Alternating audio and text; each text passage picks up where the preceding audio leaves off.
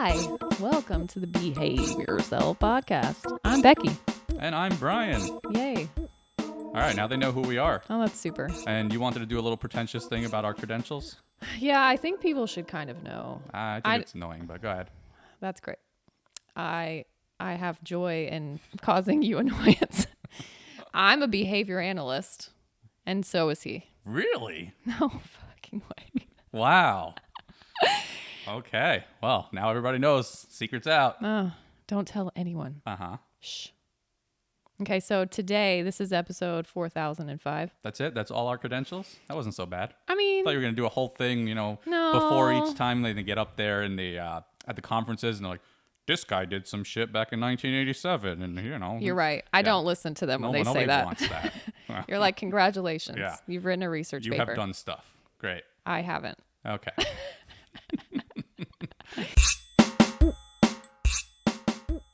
Ooh, satiation. What does that mean? In short and sweet terms, it's too much of a good thing. Mm-hmm. Can you ever have too much of a good thing? I kind of think you can. Yes. I want to just dive right in and ask you a question. Go for it. Okay. In life in general, what... I forgot my question. Hold on. Cut.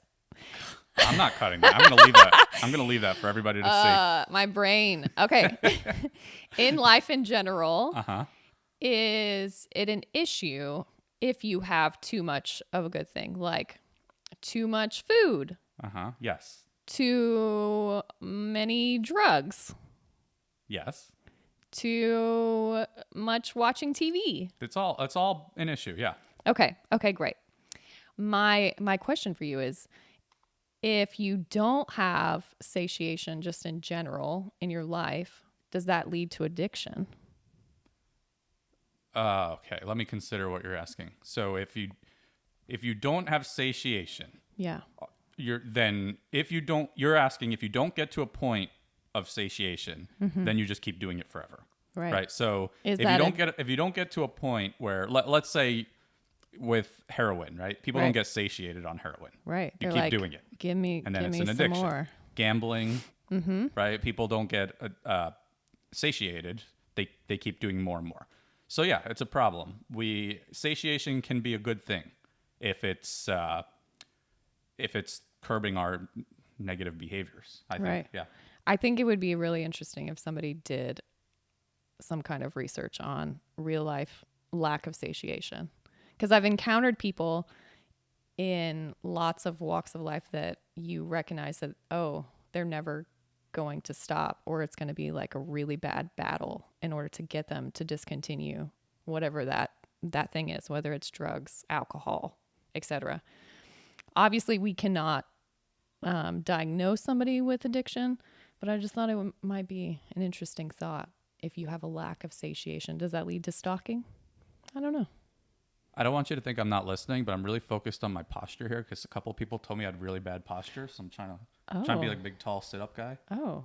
I know you're saying a bunch of stuff, but I'm going to raise my microphone. The visual might be more important here. We need taller tables. Maybe that's part of it. Yeah, I think that satiation is natural, and it comes up in a lot of ways. With our clientele, it comes up with things like the iPad, right? They play 5 hours on the iPad, and then we get there and we try to use the iPad as a reinforcer, and it doesn't work because they're satiated, right? Yeah. But what I wanted to talk about also is satiation with sex and marriage and people not getting boners anymore. Oh, that seems like it's a big problem. Right. According to TV commercials, which I don't watch anymore. You don't watch the commercials No, or TV? I pay extra money so I don't get access to commercials. That's how they get you. It's worth every penny. Okay. Then you don't see the boner commercials? I don't, because I don't really care about erectile dysfunction. So let's say you... No offense if you have erectile dysfunction. I guess you don't have erectile dysfunction? Never Never had it. a problem? No. No? Okay. Lack of penis is the problem. That is, maybe one day you'll get satiated, but Maybe. So here's what we do, right? We have monogamy, right? Or at least Some people do. Pretend, Yeah. we pretend to have monogamy a lot of times. Yeah. But then you you have sex with the same person on a regular basis Yeah. for 40 years, Yeah. and then you have a medical problem if you can no longer get an erection. Yeah. So as part of that monogamy, that I wonder if they tested it with.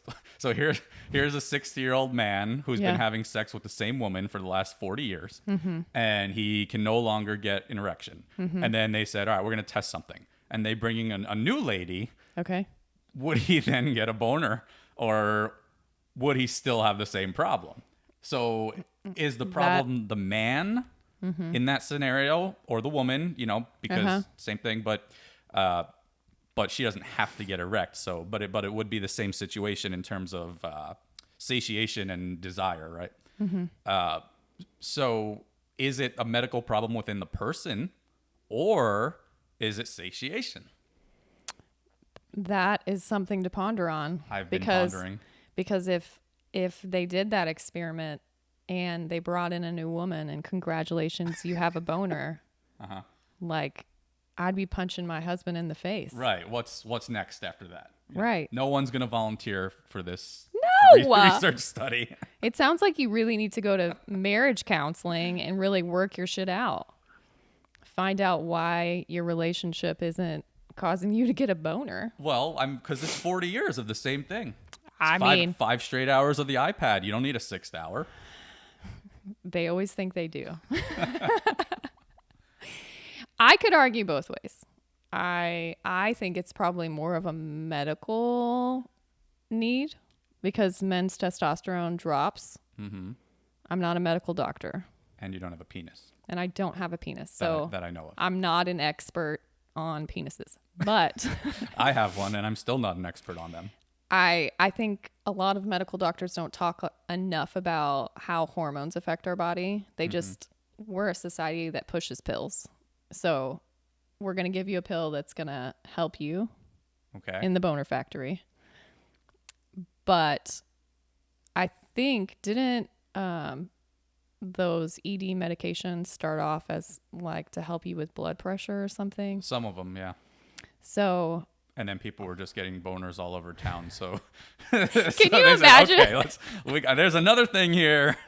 Can you imagine? I'm going to participate in a research study for blood pressure, and then I have an erection that lasts 6 hours. That would be a problem. That would definitely be a problem. Yeah, that would be a problem. But I think people don't talk enough about hormones and how they change as you get older. So, is monogamy a problem? For some people, sure. I'm not saying it's a problem. For some people, sure. I don't want the viewers to think I think monogamy is bad. He hates monogamy. It's the worst. I'm just asking a satiation. This episode is about satiation, where you have too much of a thing and then you don't want it anymore.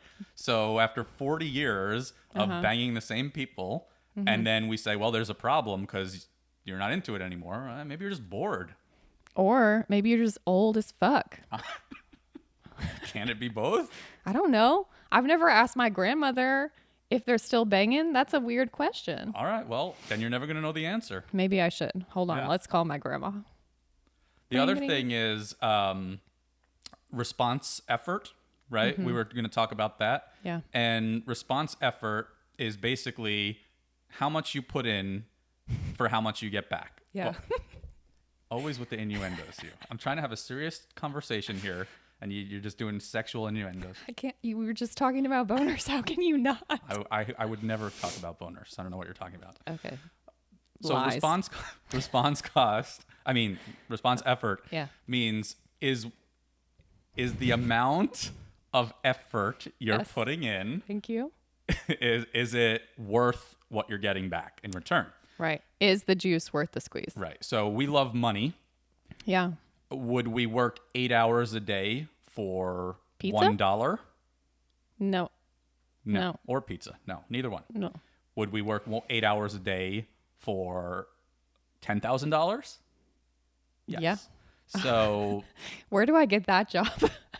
You don't. It's hypothetical. Okay, fine, whatever. So most jobs are somewhere in between $1 and $10,000 a day. So you can get one of those. Okay. But the point is, same category of reinforcement. Yeah. But the response effort is not worth 8 hours of work if you make $1. But Correct. it's worth it if you make $10,000. So you're doing the same thing, and the returns are much greater. Right. So response effort is huge in terms of what we were talking about with the iPads. Yeah. It's a very common thing with our clientele because we have the iPads. If they use them for 5 hours, working to get another half hour is not worth it. No thanks. If they don't have it the whole day, Yeah. then it might be worth it. Yeah. The point is that satiation is important. It exists. It does exist. And when it doesn't exist, it's a problem. But also, sometimes when it exists, it's a problem. It depends on what it is, right? Yeah. Satiation in marriage, bad. Satiation with heroin would be good. And then you'd stop doing heroin. But obviously, that's not how it works. So how do we apply this to our clientele, and even aside from our clientele, but teaching people out there about their own behaviors and actions? I think it's always, if we're going to talk first about our own behaviors and actions, that's the direction I'm going, by the way. Welcome. I think we just need to look at how things are going in our life. And if you are continuing to be and do the exact same thing every single day, then your life is going to get boring. And you're going to get sad and depressed, and you're going to cry. Hopefully. Then So you release the hormones, and you feel better. So you need to mix it up. Yeah, you need to mix it up. Otherwise, you become, stationary, and you sit on the couch, and you watch TV, and you don't have hobbies. Or friends, probably. What if they like that? I think it gets old. Eventually, you'll watch all the things on Netflix. I don't think. And then what? I think you can endlessly watch, but I get the point.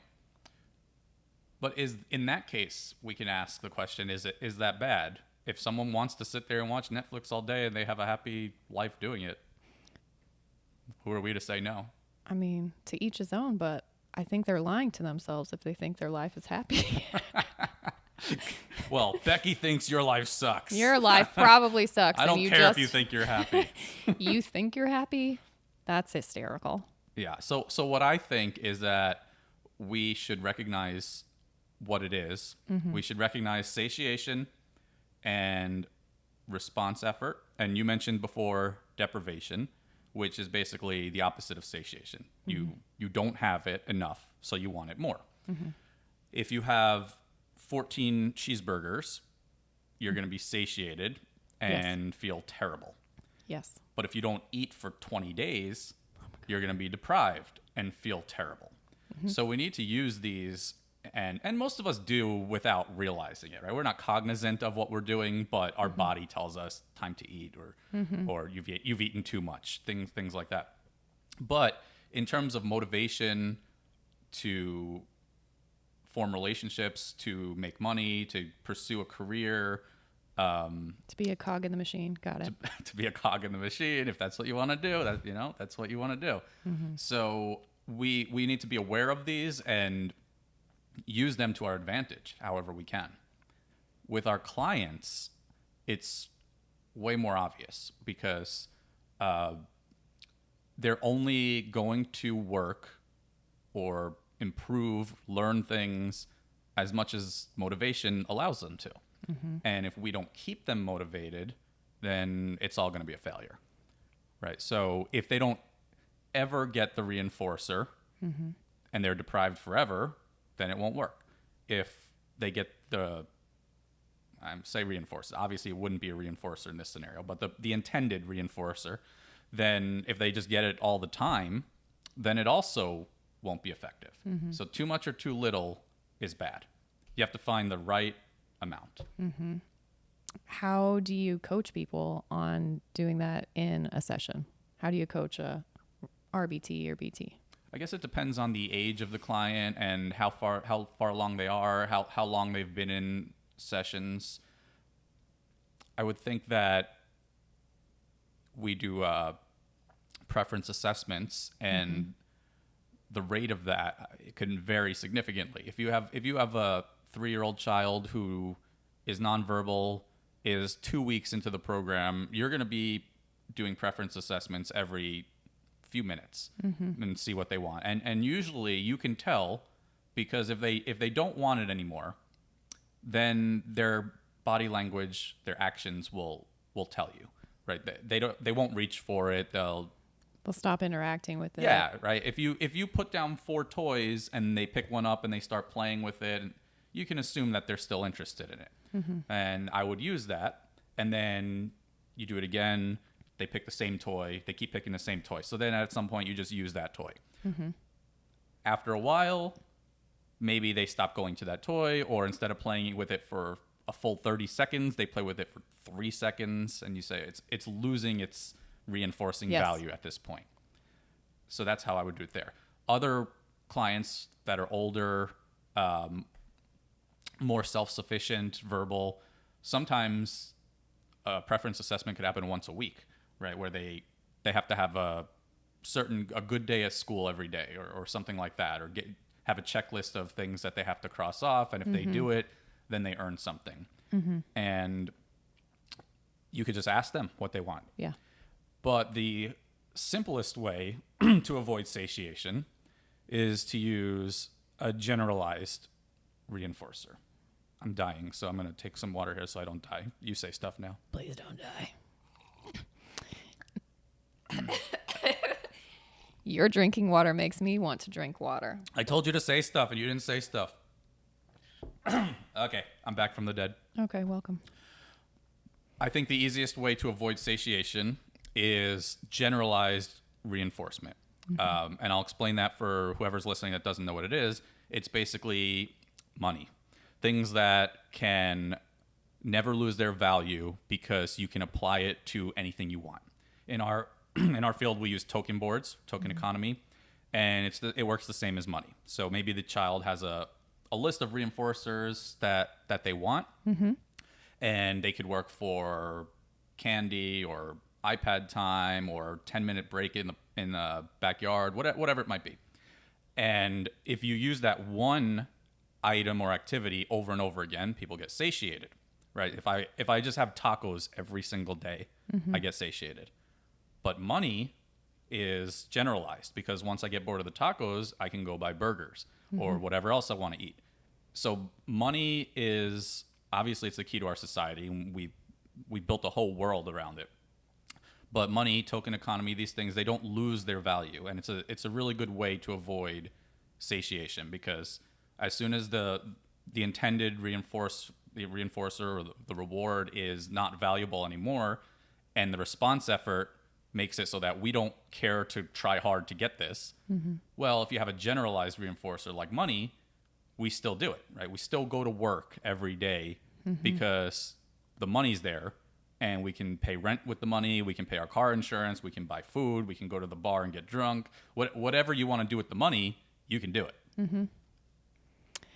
One of the things that I coach people on a lot in regards to satiation, because as adults working with children, we assume children always want items, but to really examine the function of their behavior and determine what will also act as a reinforcer that meets their needs for their behavior. So if a kid's demonstrating attention-seeking behavior, they're looking for connection. They want you to interact with them. So their tokens can be used to pay for any kind of hangout time or whatever. The same for escape. Then they get a coupon for not doing the work or taking a break or whatever. So a lot of times adults are like, let me give them a toy. But oftentimes, even with our young kids, they don't know how to play with the toy. So then it's increasing the response effort. And they're like, why would I exchange these monies to participate with a toy I don't know how to play with? But it makes sound, and that looks cool. So that may also cause a decrease in their enjoyment of that said activity. Just a thought. Oh, I like it. That's good. And then sometimes in that scenario, we give them a toy and they put it in their mouth and then we take it away. Right. So what did that, you gave them a 2-second reward and then they played with it incorrectly because we didn't teach them how to play with it. And now it's not a reward anymore. It was never a reward to begin with. I will say from my experience, the hardest in terms of response effort in our field for the kids, I've seen toilet training and exposure to new foods, different textures and things like that. And I'm not saying this is for everybody. I'm saying for the individual children who struggle with this is what I have found to be the most difficult to find a balance between response effort and reinforcer. Because the response effort is so hard, especially for the food. I mean, I've seen kids have a really hard time with certain textures or foods, and there's sometimes you feel like there's nothing that's going to be strong enough to overcome this. So those are two really difficult things in our field, and we do have specialists who work on those types of things too because of that, which is good. Absolutely. So what would you suggest that we do if we notice that the kids we work with are becoming satiated? In general, or what's the example? I would say just in general. So if you're working with a kid, you test out, they pay for their reinforcement time with token board, for example, points, whatever you're using. You give it to them, and they're like, no. Give them options. No thanks. Yeah. That's an easy one. So easy. Oh, you were setting me up for an easy question? No. Just so I feel really special? Yeah. Yay, I got You're it. so special. I got it. I think also when we work with kids, we forget they're tiny humans and they have thoughts and feelings too. And just because they chose something in the beginning, they're allowed to have an opinion and change their mind. Because many times I wake up in the morning and I'm like, you know what? Today I'm going to make ceviche for dinner. And then it comes to dinner time and I'm like, no, fuck that ceviche. I don't even know what that is. Oh no. Sounds great. Is it Italian? It is delicious. No, it's not. What is it? It's like little pieces of, I make mine with shrimp and I like shrimp. And cucumber and onion and avocado and tomatoes. And it's like all soaked in some lemon juice. Sounds great. And you scoop it up with chips and eat it. I have a hard time with cooking because of the response effort. See? I spend 45 minutes cooking something and then I eat it in 2.5 minutes. Yeah. It's very difficult for me. But when other people cook it and I eat it, oh, that's fantastic. You feel joy? Yeah. Yeah, that's great. I think that's how my family feels. See, the response effort in swiping my credit card and getting food, much greater than Yeah. or much less than the cooking myself and then doing the dishes, and it's a whole thing. That's why my sink is full of dishes, because I hate them. All right, I think that's good information about satiation. You have anything else that you want to tell the people? As I always tell you, think critically about what you're doing. Don't fall into habits. In regards to satiation with our clients, we always want to mix it up, make sure they're able to access some kind of reinforcement for completing their activity. Ideally, we can move them towards more internal joy of doing the things, doing it in order to complete it, because in life, people aren't, yes, you get money for a job, but in life, people aren't going to be like, yay, you wiped your butt. You don't have a cheerleader for that? No. You don't have a wipe your butt guy in the bathroom? That would be excellent, but no. Nobody cheers for me.